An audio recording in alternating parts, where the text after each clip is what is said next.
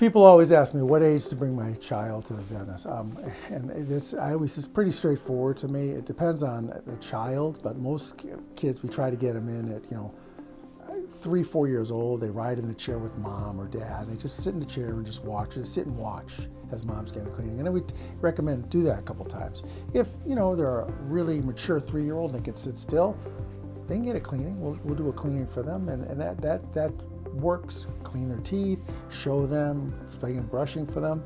Most 4-year-olds are pretty good, so we can see them. And by 5, they should definitely be seen, so we can see what's going on with their teeth. We want to make sure the adult teeth are coming in. You're welcome to come in. We're pretty laid back here. We're here to make it easy and fun, and especially for a child. It's just, hey, let's just get them in the right frame of mind. Let them do the right homework. They're not going to be brushing their teeth yet great, but we're going to show them. We're going to help. You're going to show them. And if it's fun, they'll want to come, like I did when I was a very young child.